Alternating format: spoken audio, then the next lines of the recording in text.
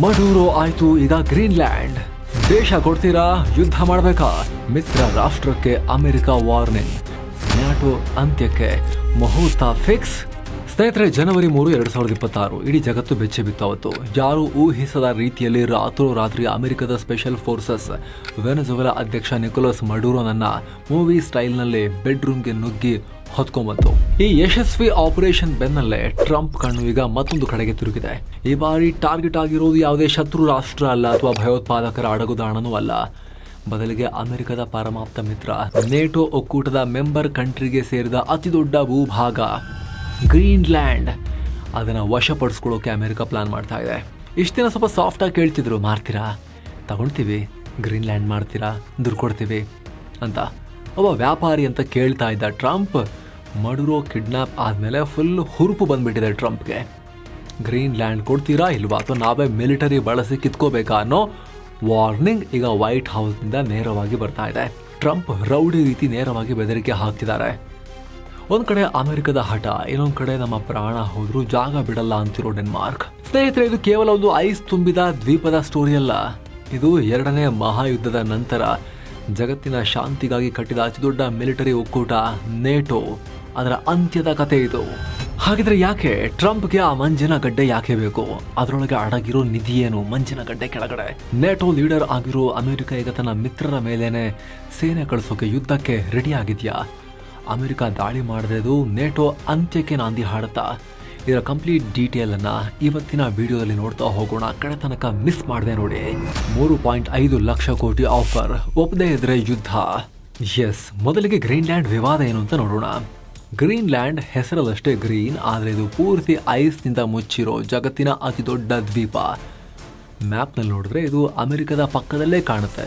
ಭೌಗೋಳಿಕವಾಗಿದ್ದು north America ಖಂಡಕ್ಕೆ ಸೇರಿತ್ತು, ಆದರೆ ಇದರ ರಾಜಕೀಯ ಕಂಟ್ರೋಲ್ ಇರೋದು ಮಾತ್ರ ಸಾವಿರಾರು ಕಿಲೋಮೀಟರ್ ದೂರದ ಪುಟ್ಟ ಯುರೋಪಿಯನ್ ರಾಷ್ಟ್ರ ಡೆನ್ಮಾರ್ಕ್ ಕೈಯಲ್ಲಿ. ಇದೇ ಈಗ ಟ್ರಂಪ್ ವಾದಕ್ಕೆ ಮುಖ್ಯ ಅಸ್ತ್ರ. ಟ್ರಂಪ್ ಏನು ಹೇಳ್ತಿದ್ದಾರೆ ಅಂದರೆ, ಡೆನ್ಮಾರ್ಕ್ ಅನ್ನೋದು ಯುರೋಪ್ ಮೂಲೆಯಲ್ಲಿರೋ ಒಂದು ಸಣ್ಣ ರಾಷ್ಟ್ರ. ಗ್ರೀನ್ಲ್ಯಾಂಡ್ ಅನ್ನೋದು ಒಂದು ದೊಡ್ಡ ಖಂಡದಷ್ಟು ಜಾಗ. ಅಚ್ಚರಿ ಅನ್ಸಿದ್ರು ಸತ್ಯ ಕೂಡ ಹೌದು. ಇದು ಡೆನ್ಮಾರ್ಕ್ ವಿಸ್ತೀರ್ಣ ಸುಮಾರು 42,000 ಸ್ಕ್ವೇರ್ ಕಿಲೋಮೀಟರ್ ಇದೆ. ಆದರೆ ಗ್ರೀನ್ಲ್ಯಾಂಡ್ ಬರೋಬ್ಬರಿ 21 ಲಕ್ಷ ಚದರ ಕಿಲೋಮೀಟರ್ ವಿಸ್ತಾರವಾಗಿದೆ. ಇಂಥ ದೊಡ್ಡ ಜಾಗವನ್ನು ಮೇಂಟೈನ್ ಮಾಡೋಕ್ಕೆ ಡೆನ್ಮಾರ್ಕ್ ಸರ್ಕಾರ ಪ್ರತಿ ವರ್ಷ $600 ಮಿಲಿಯನ್, ಅಂದರೆ ಸುಮಾರು 5,000 ಕೋಟಿ ರೂಪಾಯಿ ಸುರಿತಾ ಇದೆ ಸಬ್ಸಿಡಿ.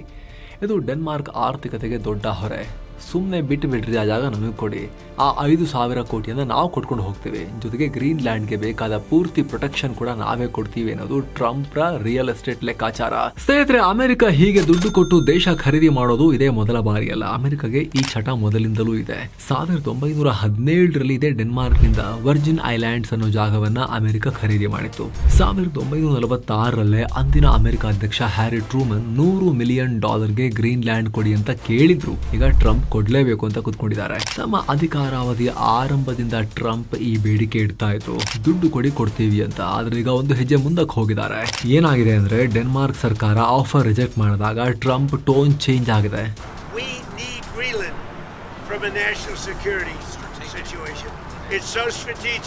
ಬರೀ ಬಿಸ್ನೆಸ್ ಅಲ್ಲ, ಇದು ನ್ಯಾಷನಲ್ ಸೆಕ್ಯೂರಿಟಿ ಮ್ಯಾಟರ್. ಅಮೆರಿಕದ ಸುರಕ್ಷತೆಗೆ ಗ್ರೀನ್ಲ್ಯಾಂಡ್ ಬೇಕೇ ಬೇಕು. ನೀವು ಕೊಡಲ್ಲ ಅಂದ್ರೆ ಅಮೆರಿಕದ ಕಮಾಂಡರ್ ಇನ್ ಚೀಫ್ ಆಗಿ ನಾನೇನ್ ಮಾಡಬೇಕು ಅಂತ ನನಗೆ ಚೆನ್ನಾಗಿ ಗೊತ್ತು ಅಂತ ಪರೋಕ್ಷವಾಗಿ ಯುದ್ಧದ ಬೆದರಿಕೆ ಹಾಕಿದ್ದಾರೆ. ಅದಕ್ಕೆ ಸಾಕ್ಷಿನೋ ಹಾಗೆ ಖುದ್ದು ಅವರ ಅಧ್ಯಕ್ಷರ ಭವನ ವೈಟ್ ಹೌಸ್ ಕೂಡ ಬಾಯಿ ಬಿಟ್ಟಿದೆ. ಅಮೆರಿಕನ್ ಅಧಿಕಾರಿಗಳು, we are looking in to it, Greenland ವಿಚಾರವನ್ನ ಪರಿಶೀಲಿಸ್ತಾ ಇದ್ದೀವಿ, ನಮ್ಮ ಅಧ್ಯಕ್ಷರು ಮಿಲಿಟರಿ ಆಪ್ಷನ್ ಕೂಡ ಚೆಕ್ ಮಾಡ್ತಿದ್ದಾರೆ ಅಂತ ಅಧಿಕೃತವಾಗಿ ಒಪ್ಕೊಂಡಿದ್ದಾರೆ. ಅಂದ್ರೆ ಇದು ಕೇವಲ ಟ್ರಂಪ್ ಅವರ ಹುಚ್ಚಾಟ ಅಷ್ಟೇ ಅಲ್ಲ, ಇದು ಅಮೆರಿಕದ ಅಫಿಷಿಯಲ್ ಪಾಲಿಸಿ ಅಂತ ಕನ್ಫರ್ಮ್ ಆಗಿದೆ.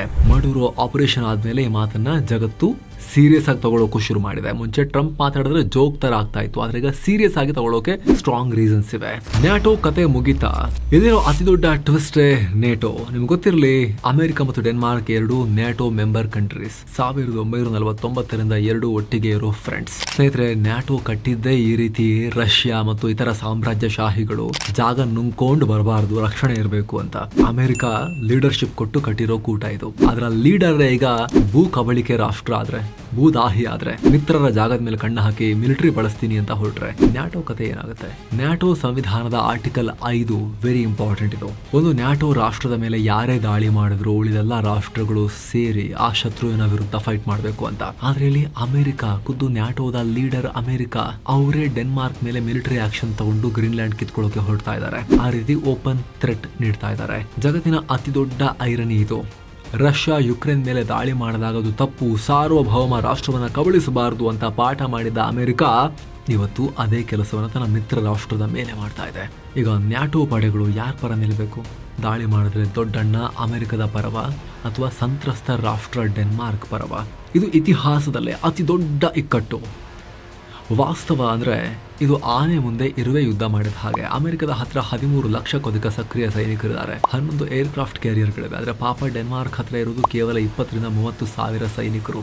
ಅಮೆರಿಕ ಮನಸ್ಸು ಮಾಡಿದ್ರೆ ಕೇವಲ ಒಂದೇ ದಿನದಲ್ಲಿ ಡೆನ್ಮಾರ್ಕ್ನ ಸೋಲಿಸಬಲ್ಲದು. ಒಂದ್ ದಿನನೂ ಬೇಡ.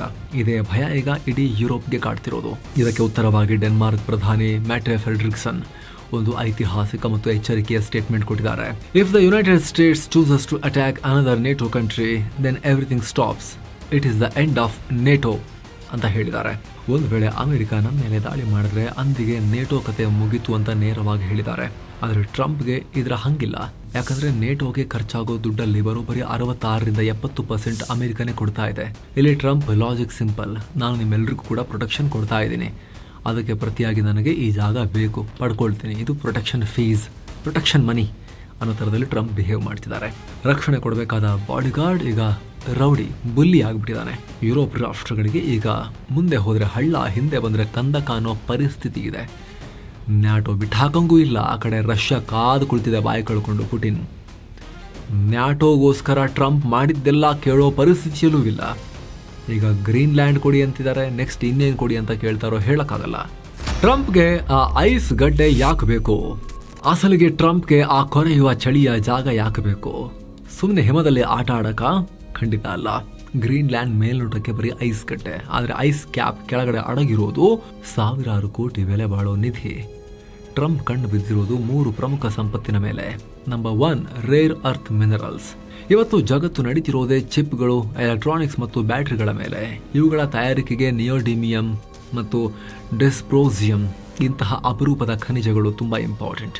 ಕೇವಲ ಮೊಬೈಲ್ ಅಷ್ಟೇ ಅಲ್ಲ, ಅಮೆರಿಕದ ಅತ್ಯಾಧುನಿಕ F-35 ಫೈಟರ್ ಜೆಟ್ ಹಾರಬೇಕಂದ್ರೂ ಕೂಡ, ನ್ಯೂಕ್ಲಿಯರ್ ಸಬ್ಮರೀನ್ ನೀರ ಆಳದಲ್ಲಿ ಹರಿಬೇಕು ಅಂದ್ರೂ ಕೂಡ ಈ ಖನಿಜಗಳು ಬೇಕೇ ಬೇಕು. ಇಲ್ಲೊಂದು ದೊಡ್ಡ ಸಮಸ್ಯೆ ಇದೆ ಮಾತ್ರ. ಸದ್ಯಕ್ಕೆ ಇದರ 70% ಕಂಟ್ರೋಲ್ ಚೈನಾ ಕೈಯಲ್ಲಿದೆ.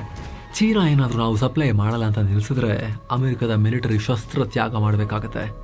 ಅಮೆರಿಕದ ಕುತ್ತಿಗೆ ಚೀನಾ ಕೈಯಲ್ಲಿ ಸಿಗತ್ತೆ. ಇದಕ್ಕೆ ಒಂದೇ ಒಂದು ಪರಿಹಾರ ಅಂದರೆ ಗ್ರೀನ್ಲ್ಯಾಂಡ್. ಅಲ್ಲಿರೋ ಕ್ವಾನೆ ಫೀಲ್ಡ್. ಈ ಗಣಿಗಳಲ್ಲಿ ಅದೆಷ್ಟು ಸಂಪತ್ತಿದೆ ಅಂದರೆ ಇಡೀ ಜಗತ್ತಿಗೆ ಬೇಕಾದ ಖನಿಜವನ್ನು ಮುಂದಿನ ಎಷ್ಟೋ ವರ್ಷ ಗ್ರೀನ್ಲ್ಯಾಂಡ್ ಒಂದೇ ಪೂರೈಕೆ ಮಾಡ್ಬೋದು. ನಂಬರ್ 2, ಸಮುದ್ರದ ಮೇಲಿನ ಹೊಸ highway, northern sea route. Interesting ವಿಚಾರ ಇದು. ಜಾಗತಿಕ ತಾಪಮಾನದಿಂದ ಗ್ರೀನ್ಲ್ಯಾಂಡ್ನ ಹಿಮ ಕರಗ್ತಾ ಇದೆ. ಇದರಿಂದ ಯುರೋಪ್ ಮತ್ತು ಏಷ್ಯಾ ನಡುವೆ ಆರ್ಕ್ಟಿಕ್ ಸಮುದ್ರದಲ್ಲಿ ಹೊಸ ಹಡಗುದಾರಿ ಓಪನ್ ಆಗ್ತಾ ಇದೆ. ಇದು ಜಗತ್ತಿನ ವ್ಯಾಪಾರವನ್ನೇ ಬದಲಿಸೋ ಪೊಟೆನ್ಷಿಯಲ್ ಹೊಂದಿದೆ. ಈಗಿನ ಸುಯಸ್ ಕಾಲುವೆ ಮಾರ್ಗಕ್ಕೆ ಹೋಲಿಸಿದ್ರೆ ಈ ಹೊಸ ದಾರಿಯಲ್ಲಿ ದೂರ 40% ಡೌನ್ ಆಗುತ್ತೆ. ಪ್ರಯಾಣದಲ್ಲಿ ಬರೋಬ್ಬರಿ 15 ದಿನ ಉಳಿಯುತ್ತೆ. ಫ್ಯೂಚರ್ನಲ್ಲಿ ಕೋಟಿ ಕೋಟಿ ಬಿಸ್ನೆಸ್ ಈ ದಾರಿಯಲ್ಲೇ ನಡೆಯುತ್ತೆ. ಇದು ಮುಂದಿನ ಸುಯಸ್ ಆಗ್ಬೋದು. ಹೀಗಿರುವಾಗ ಇಲ್ಲಿನ ಟೋಲ್ ಗೇಟ್ ಕೀಲಿ ಕೈ ಅಮೆರಿಕದ ಕೈಯಲ್ಲಿದ್ದು ಬಿಟ್ರೆ, ಅಲ್ಲೇ ನಿಂತಿರೋ ಗ್ರೀನ್ಲ್ಯಾಂಡ್ ಅಮೆರಿಕದ ಕೈಗೆ ಬಂದುಬಿಟ್ರೆ ಇಡೀ ಎಲ್ಲ ವ್ಯಾಪಾರವನ್ನು, ಆ ಇಡೀ ಜಿಯೋಗ್ರಫಿಯನ್ನು ಕಂಟ್ರೋಲ್ ಮಾಡ್ಬೋದು ಅಮೆರಿಕ. ನೆಕ್ಸ್ಟ್ ನಂಬರ್ 3, ತೈಲ ನಿಕ್ಷೇಪ, ಬ್ಲ್ಯಾಕ್ ಗೋಲ್ಡ್. ಅಮೆರಿಕದ USGS ಸಂಸ್ಥೆ ಸರ್ವೆ ಪ್ರಕಾರ ಗ್ರೀನ್ಲ್ಯಾಂಡ್ ಸಮುದ್ರದ ಅಡಿಯಲ್ಲಿ 7.8 ಬಿಲಿಯನ್ ಬ್ಯಾರೆಲ್ಸ್ ಎಣ್ಣೆ, ತೈಲ ಮತ್ತು 91.9 ಟ್ರಿಲಿಯನ್ ಕ್ಯೂಬಿಕ್ ಫೀಟ್ ಗ್ಯಾಸ್ ಇದೆ, ನೈಸರ್ಗಿಕ ಅನಿಲ ಇದೆ. ಇದು ಅಮೆರಿಕದ ಭವಿಷ್ಯದ ಶಕ್ತಿ. ಇದನ್ನು ಚೀನಾ ಅಥವಾ ರಷ್ಯಾ ಪಾಲಾಗೋಕೆ ಬಿಡಲ್ಲ ಅನ್ನೋದು ಅಮೆರಿಕದ ಲೆಕ್ಕಾಚಾರ. ನಮಗೆ ಬೇಕು ಅಂತ ಕೂತಿದ್ದಾರೆ ಟ್ರಂಪ್. ರಷ್ಯಾದ ಎದೆಯಲ್ಲಿ ನಡುಕ ಹುಟ್ಟಿಸೋ ಥೂಲೆ ರಹಸ್ಯ. ದುಡ್ಡಿಗಿಂತ ಮುಖ್ಯವಾಗಿರೋದು ಮತ್ತೊಂದಿದೆ, ಅದೇ ಮಿಲಿಟರಿ ಪವರ್. ಗ್ರೀನ್ಲ್ಯಾಂಡ್ನ ಉತ್ತರ ಭಾಗದಲ್ಲಿ ಆಲ್ರೆಡಿ ಅಮೆರಿಕದ ಉಪಸ್ಥಿತಿ ಸಣ್ಣ ಪ್ರಮಾಣದಲ್ಲಿದೆ. ಒಂದು ಸೀಕ್ರೆಟ್ ಬೇಸ್ ಇದೆ ಅಲ್ಲಿ. ಅದರ ಹೆಸರು ಥೂಲೆ ಏರ್ ಬೇಸ್. ಇದರ ಸ್ಪೆಷಾಲಿಟಿ ಏನು ಗೊತ್ತಾ, ಇದು ರಷ್ಯಾದ ರಾಜಧಾನಿ ಮಾಸ್ಕೋನಿಂದ ಕೇವಲ 4,400 ಕಿಲೋಮೀಟರ್ ದೂರದಲ್ಲಿದೆ. 4,400 ಕಿಲೋಮೀಟರ್ ಕೇವಲನ ಅಂತ ನೀವು ಕೇಳ್ಬೋದು. ಆದರೆ ಸ್ನೇಹಿತರೆ, ಮಿಸೈಲ್ ವಾರ್ಫೇರ್ ಅಂತ ಬಂದಾಗ ಪ್ರತಿ 100 ಕಿಲೋಮೀಟರ್ ಹತ್ತಿರ ಆದಷ್ಟು ಕೂಡ ವೆರಿ ವೆರಿ ಇಂಪಾರ್ಟೆಂಟ್. ಸೊ ಇನ್ನಷ್ಟು ಹತ್ತಿರಕ್ಕೆ ಬರುತ್ತೆ ರಷ್ಯಾಗೆ ಅಮೆರಿಕ. ರಷ್ಯಾ ಅಮೆರಿಕದ ಮೇಲೆ ನ್ಯೂಕ್ಲಿಯರ್ ಮಿಸೈಲ್ ಹಾರಿಸೋಕೆ ಪ್ರಯತ್ನ ಪಟ್ಟರೆ ಅದು ಉತ್ತರ ಧ್ರುವದ ಮೇಲಿಂದಲೇ ಬರಬೇಕು. ಅಮೆರಿಕದ ಕಡೆ ಬರೋ ಮಿಸೈಲನ್ನು ಫಸ್ಟ್ ಡಿಟೆಕ್ಟ್ ಮಾಡೋದು ಇದೇ ಥೂಲೆ ಏರ್ ಬೇಸ್. ಇಲ್ಲಿರೋದು ಸಾಧಾರಣ ರೆಡಾರ್ಗಳಲ್ಲ. ಅಮೆರಿಕದ ಅತ್ಯಾಧುನಿಕ BMEWS ballistic missile early warning ಸಿಸ್ಟಮ್ಸನ್ನು ಇಲ್ಲಿ ಹಾಕಲಾಗಿದೆ. ರಷ್ಯಾ ಮಿಸೈಲ್ ಬಿಟ್ಟರೆ ಅಮೆರಿಕದ ಮೇಲೆ ಬೀಳೋಕ್ಕೂ ಮುಂಚೆ ಜನರಿಗೆ ಎಚ್ಚರಿಕೆ ಕೊಡೋಕೆ ಸಿಗೋದು ಕೇವಲ 5ರಿಂದ 10 ನಿಮಿಷ. ಆ ಅಮೂಲ್ಯವಾದ 10 ನಿಮಿಷದ ಟೈಮ್ ಸಿಗೋದು ಇದೇ ಗ್ರೀನ್ಲ್ಯಾಂಡ್ನಿಂದ, ಇದೇ ಥೂಲೆ ಏರ್ ಬೇಸ್ನಿಂದ. ಇದೇ ಕಾರಣಕ್ಕೆ ಟ್ರಂಪ್ಗೆ ಈ ಜಾಗ ಇನ್ನೂ ಇಂಪಾರ್ಟೆಂಟ್ ಆಗುತ್ತೆ. ಅಷ್ಟೇ ಅಲ್ಲ, ಅಟ್ಲಾಂಟಿಕ್ ಸಮುದ್ರಕ್ಕೆ ರಷ್ಯಾದ ಸಬ್ಮರೀನ್ಗಳು ನುಗ್ಗದಂತೆ ತಡೆಯೋಕೆ GIUK gap, Greenland Iceland UK gap, ಆ ದ್ವಾರ ಬಾಗಿಲು ಅಮೆರಿಕದ ಕೈಯಲ್ಲಿರಬೇಕು. ಈಗ ಆಲ್ರೆಡಿ ಚೈನಾಲಿ ಏರ್ಪೋರ್ಟ್ ಕಟ್ಟೋಕೆ ಟ್ರೈ ಮಾಡಿತ್ತು, ಅದನ್ನು ಅಮೆರಿಕ ಬ್ಲಾಕ್ ಮಾಡಿತು. ಈಗ ಪೂರ್ತಿ ಗ್ರೀನ್ಲ್ಯಾಂಡ್ ಕಂಟ್ರೋಲ್ ತಗೊಳ್ಳೋದು ಅಮೆರಿಕದ ಮಾಸ್ಟರ್ ಪ್ಲಾನ್. ಇದು ಕೇವಲ ಭೂಮಿ ಮೇಲಿನ ಯುದ್ಧ ಅಲ್ಲ, ಇದು ಬಾಹ್ಯಾಕಾಶದ ಯುದ್ಧ ಕೂಡ ಹೌದು. ಅಂತರಿಕ್ಷದಿಂದ ಬರೋ ಕಸ, ಸ್ಪೇಸ್ ಡೆಬ್ರೀಸ್ ಅಥವಾ ಸ್ಪೇಸ್ ಅಟ್ಯಾಕ್ಗಳನ್ನು ಮಾನಿಟರ್ ಮಾಡೋಕ್ಕೂ ಅಮೆರಿಕಾಗೆ ಈ ಉತ್ತರ ಧ್ರುವದ ಜಾಗ ಇಂಪಾರ್ಟೆಂಟ್. ಯುರೋಪ್ ಮೌನ, ರಷ್ಯಾಗೆ ಹಬ್ಬ. ಈಗ ಪ್ರಶ್ನೆ ಬರೋದು, ತನ್ನದೇ ಸದಸ್ಯ ರಾಷ್ಟ್ರಕ್ಕೆ ಇಷ್ಟೆಲ್ಲ ಅನ್ಯಾಯ ಆಗ್ತಾ ಇದ್ರು ಕೂಡ ಯುರೋಪಿಯನ್ ಒಕ್ಕೂಟ ಏನು ಮಾಡ್ತಿಲ್ವಲ್ಲ, ಬಾಯ್ ಬಿಡ್ತಾ ಇಲ್ವಲ್ಲ ಜಾಸ್ತಿ ಅಂತ. ಯಾಕಂದ್ರೆ ಸ್ನೇಹಿತರೆ, ಭಯಾನಕ ಮೌನ ಕಾಣಿಸ್ತಾ ಇದೆ ನಮಗೆ. ಫ್ರಾನ್ಸ್, ಜರ್ಮನಿ, ಬ್ರಿಟನ್ ರಾಷ್ಟ್ರಗಳು ಇದು ಡೆನ್ಮಾರ್ಕ್ ಮತ್ತು ಗ್ರೀನ್ಲ್ಯಾಂಡ್ ಜನರಿಗೆ ಬಿಟ್ಟ ವಿಚಾರ ಅಂತ ಸಣ್ಣ ಸ್ಟೇಟ್ಮೆಂಟ್ ಕೊಟ್ಟು ಕೈ ತೊಳ್ಕೊಂಡಿವೆ. ನಾವು ಅಮೆರಿಕ ವಿರುದ್ಧ ನಿಲ್ತೀವಿ ಅಂತ ಯಾರೂ ಬಾಯಿ ಬಿಡ್ತಾ ಇಲ್ಲ. ಯಾರೂ ಕೂಡ ಅಮೆರಿಕದ ಕಣ್ಣಲ್ಲಿ ಕಣ್ಣಿಟ್ಟಿದ್ದು ತಪ್ಪು ಅಂತ ಹೇಳೋ ಧೈರ್ಯ ಮಾಡ್ತಾ ಇಲ್ಲ.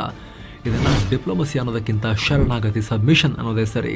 ಯಾಕಂದರೆ ಯುರೋಪ್ಗೆ ಗೊತ್ತು, ಅಮೆರಿಕ ಇಲ್ಲದೆ ಹೋದರೆ ರಷ್ಯಾದ ಪುಟಿನ್ ಮುಂದೆ ಒಂದು ವಾರ ಕೂಡ ಅವರು ನಿಲ್ಲಲ್ಲ ಅಂತ. ಇದನ್ನು ನೋಡಿ ರಷ್ಯಾ ಮತ್ತು ಚೀನಾದಲ್ಲಿ ಹಬ್ಬ ನಡೀತಾ ಇದೆ. ನ್ಯಾಟೋವನ್ನು ಬ್ರೇಕ್ ಮಾಡೋಕೆ ನಾವು ಸ್ಫೋಟಕ ಹಾಕೋ ಅವಶ್ಯಕತೆನೇ ಇಲ್ಲ, ಟ್ರಂಪೇ ಸಾಕು ಅಂತ ರಷ್ಯಾ ಮೀಡಿಯಾಗಳು ನ್ಯಾಟೋ ನೋಡಿ ಲೇವಡಿ ಮಾಡ್ತಿವೆ. ಗ್ರೀನ್ಲ್ಯಾಂಡ್ ಜನ ಏನಂತಾರೆ? ಎಲ್ಲ ರಾಜಕೀಯ ಲೆಕ್ಕಾಚಾರಗಳನ್ನ ಪಕ್ಕಕ್ಕಿಡೋಣ, ಅಸಲಿಗೆ ಅಲ್ಲಿರೋ ಜನರಿಗೆ ಏನು ಬೇಕು ಅಂತ ನೋಡೋಣ. ಗ್ರೀನ್ಲ್ಯಾಂಡ್ನಲ್ಲಿ ಜಾಸ್ತಿ ಜನ ಇಲ್ಲ. ಅಮೆರಿಕ ಮನಸ್ಸು ಮಾಡಿದ್ರೆ ಒಂದು ವಾರದಲ್ಲೇ ಅವ್ರನ್ನೆಲ್ಲ ಕರ್ಕೊಂಡು ಹೋಗಿ ಬೇರೆ ಕಡೆಗೆ ಶಿಫ್ಟ್ ಮಾಡಿಬಿಡ್ಬೋದು. ಹಡಗಲ್ಲಿ ತುಂಬಿಕೊಂಡು ಹೋಗಿನೇ ಖಾಲಿ ಮಾಡ್ಬೋದು. ಅಷ್ಟು ಕಮ್ಮಿ, 57,000 ಜನ ಮಾತ್ರ ಇದ್ದಾರೆ. ಇತ್ತೀಚಿನ ಸಮೀಕ್ಷೆಗಳ ಪ್ರಕಾರ, ಪೋಲ್ಸ್ ಪ್ರಕಾರ 85% ಜನ ಅಮೆರಿಕದ ಭಾಗವಾಗೋಕೆ ವಿರೋಧ ವ್ಯಕ್ತಪಡಿಸಿದ್ದಾರೆ. ಅವರಿಗೆ ಡೆನ್ಮಾರ್ಕ್ ಜೊತೆಗಿರೋ ಸ್ವಾತಂತ್ರ್ಯ ಬೇಕೇ ಹೊರತು ಅಮೆರಿಕದ 51ನೇ ರಾಜ್ಯ ಆಗೋಕೆ ಅವ್ರಿಗೆ ಇಷ್ಟ ಇಲ್ಲ. ಸೊ ಕಡೆಯದಾಗಿ ಸ್ನೇಹಿತರೆ, ವೆನೆಜುವೆಲಾದಲ್ಲಿ ಗೆದ್ದ ಟ್ರಂಪ್ ಅದೇ ಜೋಶ್ನಲ್ಲಿ ಮಿತ್ರ ರಾಷ್ಟ್ರವನ್ನು ಬೆದರಿಸ್ತಿದ್ದಾರೆ. ಅಮೆರಿಕದ ದೃಷ್ಟಿಯಲ್ಲಿ ಇದು ಮೇಕ್ ಅಮೆರಿಕಾ ಗ್ರೇಟ್ ಅಗೇನ್ ಇರ್ಬೋದು, ಆದರೆ ಜಗತ್ತಿನ ದೃಷ್ಟಿಯಲ್ಲಿ ಇದು ಮೇಕ್ ನ್ಯಾಟೋ ದಿ ಹಿಸ್ಟ್ರಿ. ನ್ಯಾಟೋವನ್ನು ಅಂತ್ಯ ಮಾಡೋ ಲಕ್ಷಣಗಳು ದಟ್ಟವಾಗಿ ಕಾಣಿಸ್ತಾ ಇದ್ದಾವೆ. ಅಮೆರಿಕ ಫೋರ್ಸ್ಫುಲಿ ಗ್ರೀನ್ಲ್ಯಾಂಡನ್ನು ವಶಕ್ಕೆ ತಗೊಂಡ್ರೆ ಜಗತ್ತಲ್ಲಿ ಮಿತ್ರ ಯಾರು, ಶತ್ರು ಯಾರು ಅನ್ನೋ ವ್ಯಾಖ್ಯಾನವೇ ಚೇಂಜ್ ಆಗುತ್ತೆ. ಇಲ್ಲಿ ನಿಮಗೇನನ್ಸುತ್ತೆ? ಅಮೆರಿಕ ತನ್ನ ಸೇಫ್ಟಿಗಾಗಿ ಒಂದು ಸ್ವತಂತ್ರ ರಾಷ್ಟ್ರವನ್ನೇ ಖರೀದಿ ಮಾಡೋದು ಅಥವಾ ಫೋರ್ಸ್ ಮಾಡಿ ಕಿತ್ಕೊಳ್ಳೋದು ಸರಿನಾ? ಇದು ದಬ್ಬಾಳಿಕೆನಾ ಅಥವಾ ಅಮೆರಿಕದ ಅನಿವಾರ್ಯತೆನಾ? ನಿಮ್ಮ ಅಭಿಪ್ರಾಯವನ್ನು ತಪ್ಪದೇ ಕಾಮೆಂಟ್ ಮಾಡಿ ತಿಳಿಸಿ. ವಿಡಿಯೋ ಇಷ್ಟ ಆಗಿದ್ರೆ ಲೈಕ್ ಮಾಡಿ, ಶೇರ್ ಮಾಡಿ. ಇದೇ ರೀತಿ ಮತ್ತಷ್ಟು ಇಂಟ್ರೆಸ್ಟಿಂಗ್ ಜಿಯೋ ಪೊಲಿಟಿಕಲ್ ಅನಾಲಿಸಿಸ್ಗಾಗಿ ಮಸ್ತ್ ಮಗ ಚಾನಲ್ಗೆ ಸಬ್ಸ್ಕ್ರೈಬ್ ಮಾಡೋದನ್ನು ಯಾವುದೇ ಕಾರಣಕ್ಕೂ ಮರಿಬೇಡಿ. Thank you so much. ಮತ್ತೆ ಭೇಟಿ ಆಗ್ತಿರೋಣ. ನಮಸ್ತೆ.